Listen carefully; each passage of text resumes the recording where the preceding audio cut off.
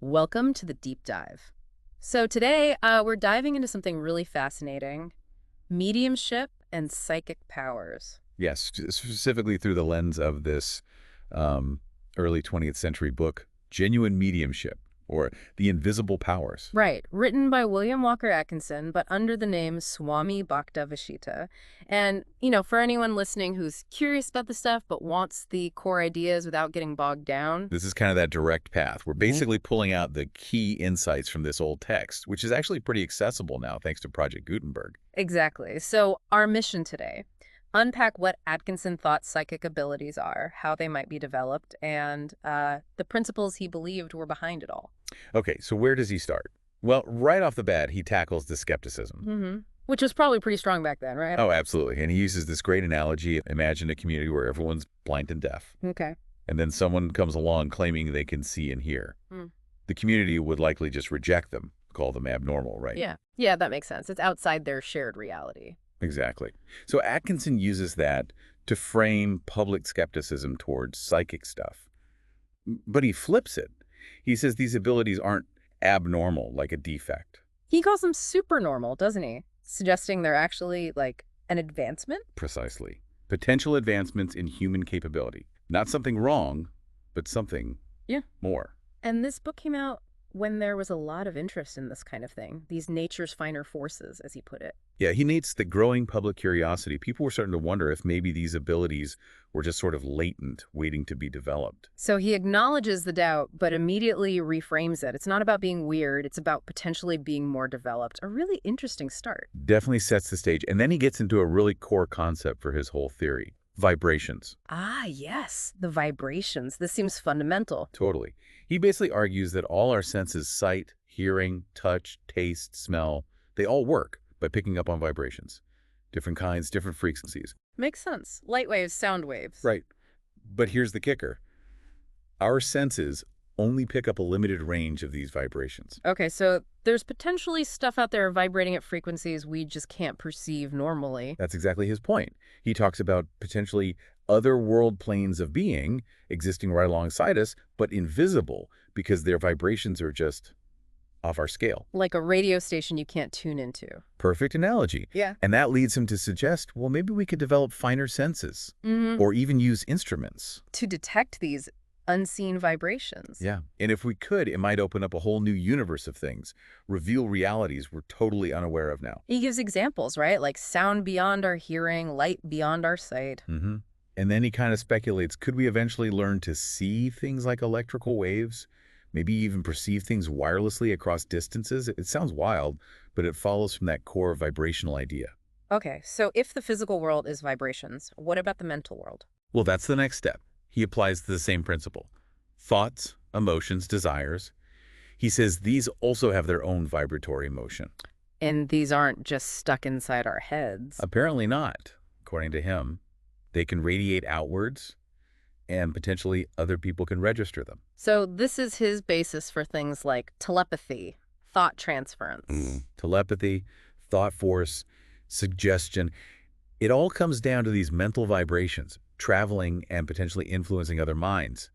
He even calls people dynamic foci, constantly radiating this mental energy. Interesting. He talks about transmission versus transformation, right? How does that work? Yeah, it's a bit subtle. Yeah. He suggests that if the conditions are similar, maybe between two people close by and thinking alike, the thought vibration might just be transmitted directly. Okay. But if it needs to travel further or bridge a gap between different mental states, it needs to be transformed. Transformed into what? Well, he uses this analogy of a battery. The chemical reaction stays inside the battery, right? Yeah. But it generates an electrical current. It's dynamic correlate that can travel. He says thought is similar.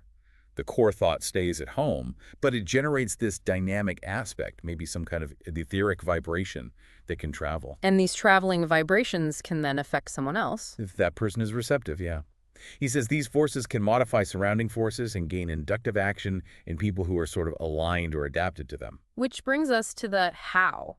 How are these supposed thought waves actually received? Good question.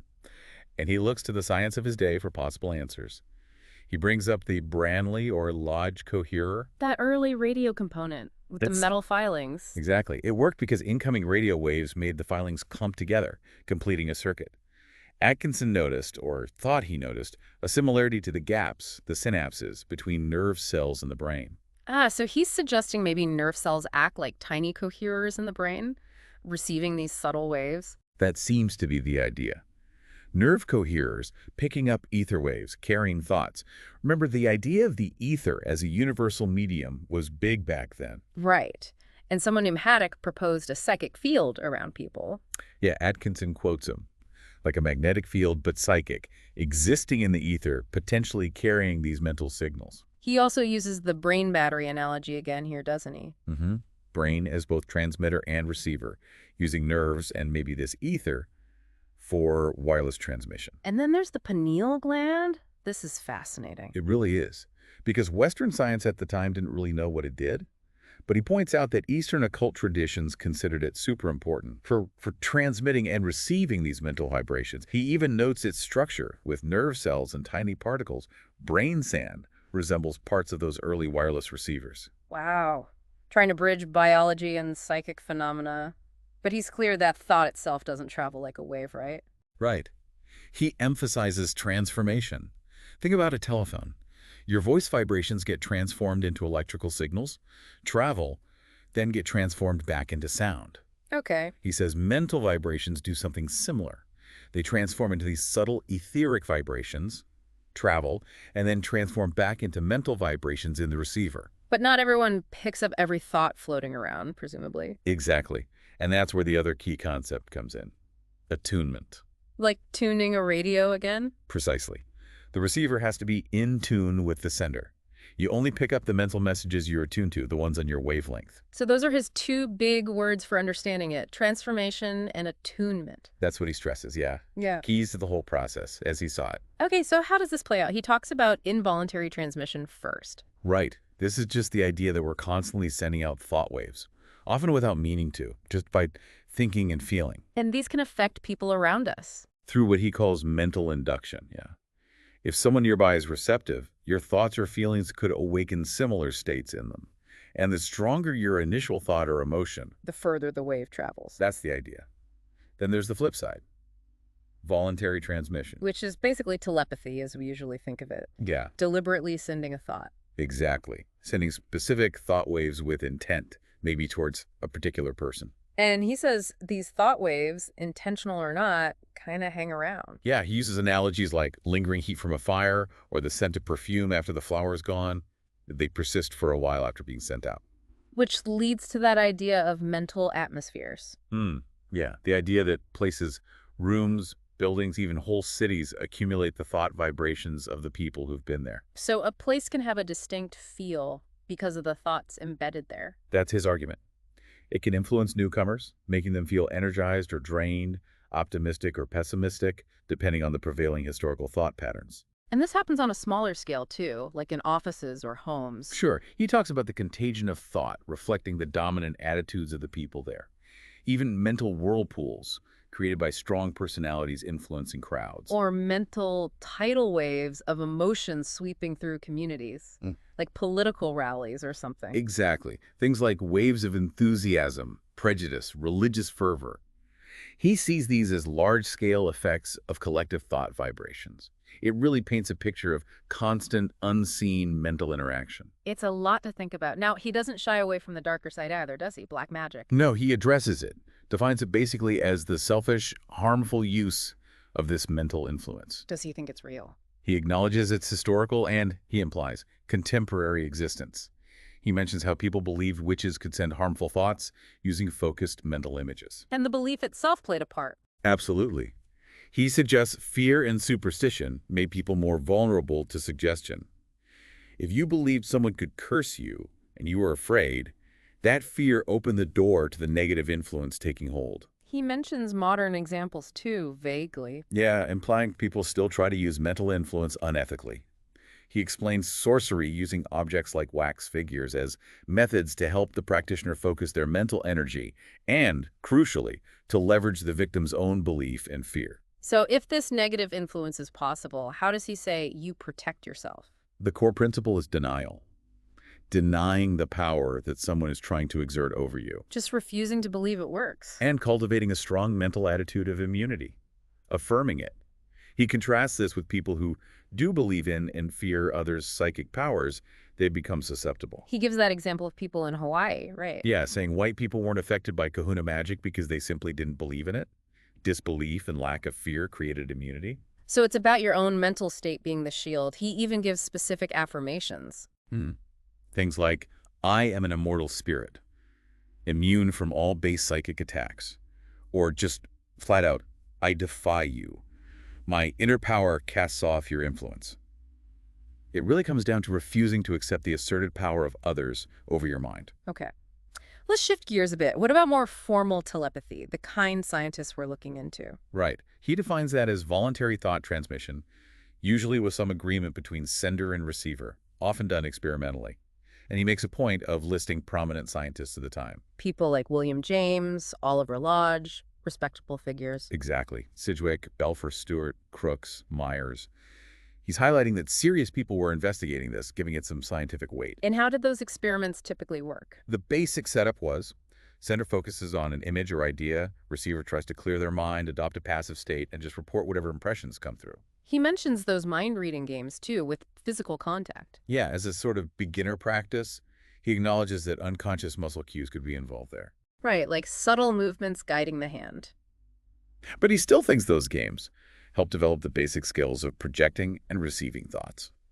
Then you move on to willing games without contact, and more formal tests with cards, objects, drawings, often at a distance. And recording the results was important. Crucial for scientific proof, but also just to track progress for the individuals involved. So if someone wanted to develop this sensitivity, what's the general advice? It comes back to that core idea.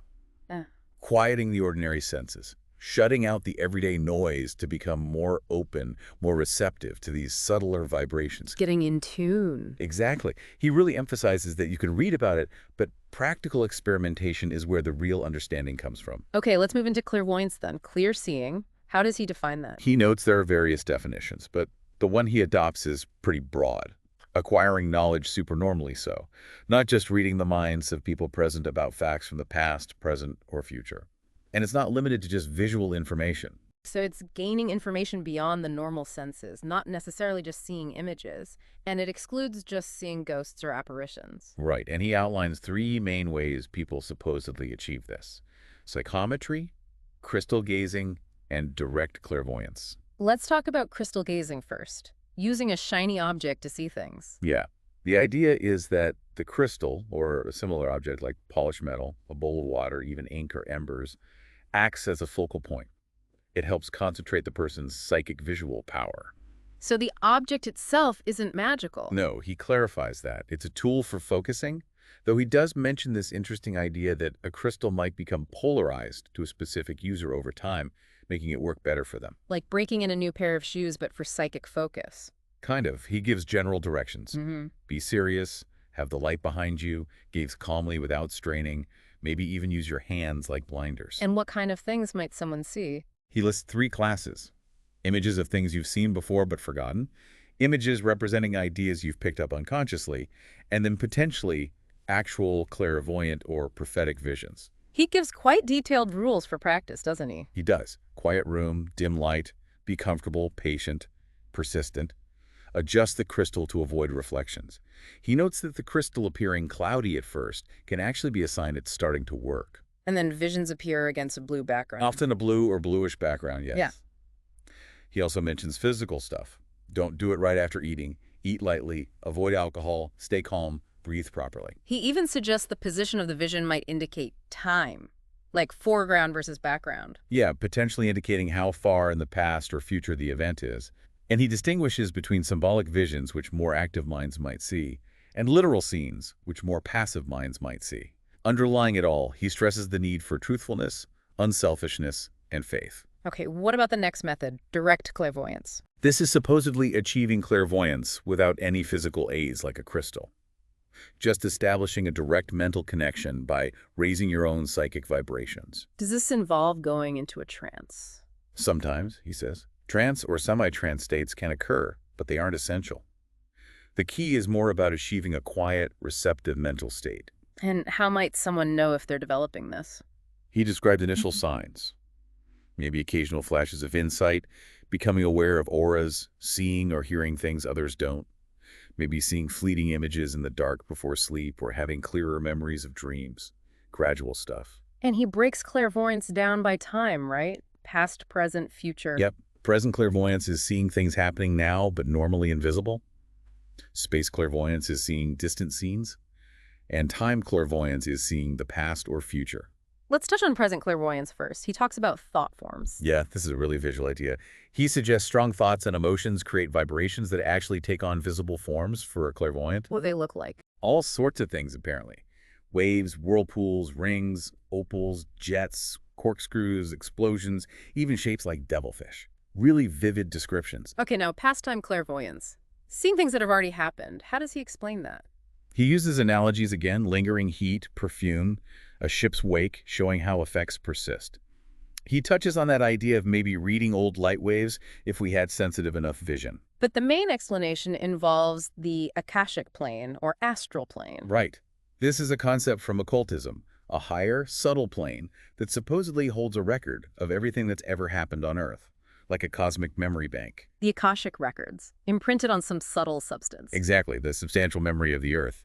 And he suggests developed clairvoyants can tap into and read these records, sometimes without even knowing how they're doing it, like seeing a movie for the first time and not understanding the projection process. Are accounts of this common? He notes, they might seem less common than future predictions, perhaps because they're not always recognized for what they are.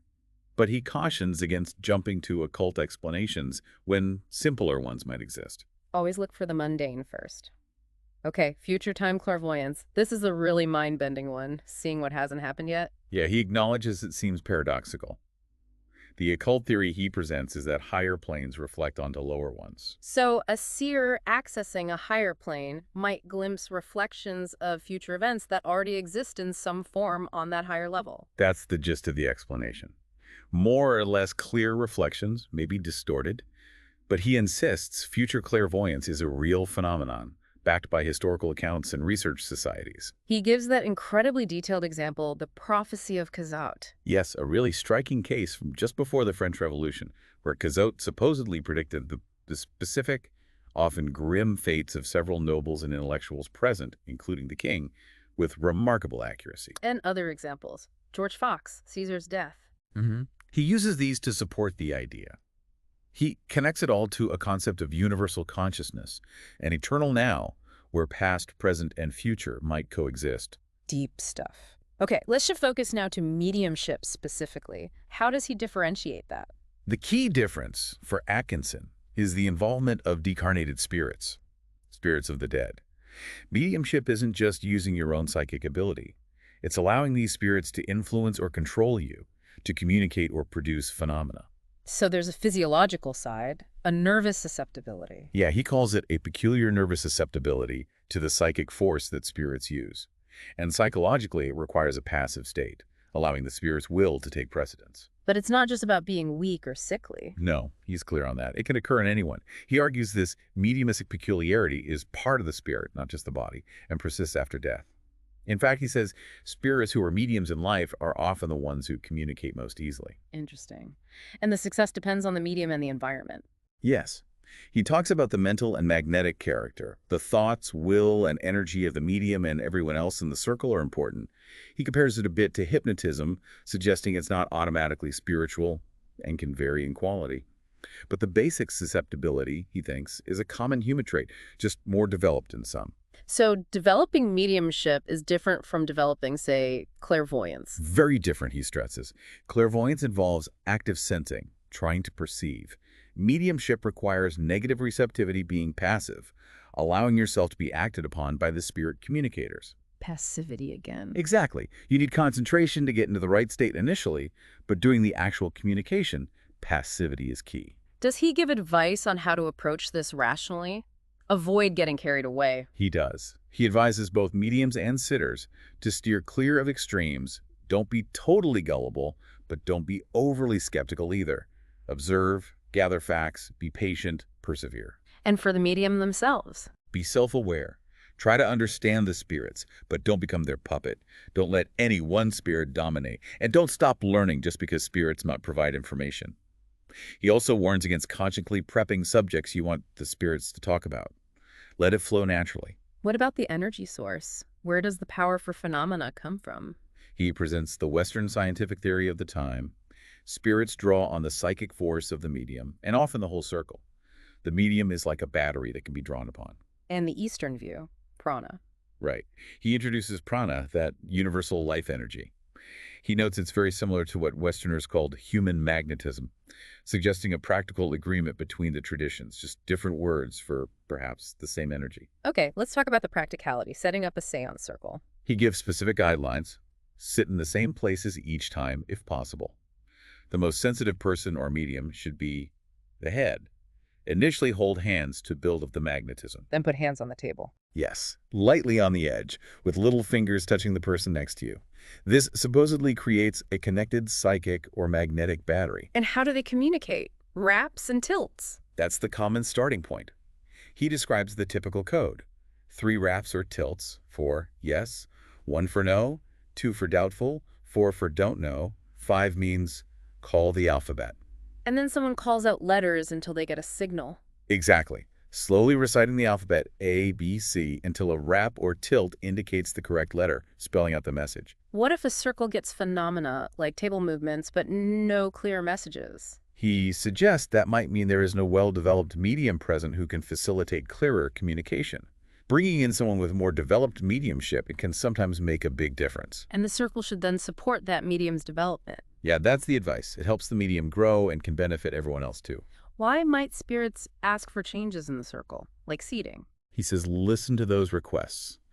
They're usually about optimizing the psychic or magnetic conditions, not about personal likes or dislikes among the spirits or sitters. It all sounds like it requires a lot of patience. Immense patience. He warns strongly against impatience, trying to force things. The first priority is establishing that clear connection, that flow of energy. Like tuning the wireless set. Get the signal clear before you expect complex messages. So don't jump straight to who are you or prove it. Definitely not. Let the initial communications happen, even if they seem simple. Maybe ask for repetitions first. Get the signals clear. Then once the connection feels stable, start asking identifying questions. He reminds us the spirits are experimenting too. They might not get it perfect right away. He mentions the psychic triangle. What's that? Spirit, medium, and sitters. Those are the 3 points. And for success, you need harmony and sympathy between all 3. Including harmony among the sitters themselves. Absolutely crucial. He urges sitters to put aside personal issues, prejudices, jealousies, disagreements, at least during the seance. Focus on common ground. Coldness or suspicion kills the vibe, essentially. What if things get weird or disruptive? He points out both spirits and sitters might be learning. Over-anxiety is a big problem. If people aren't calm and patient, they might misinterpret things, maybe think confused spirits are evil. A nervous medium could also cause issues. Yes, their state can interfere with the spirit's control.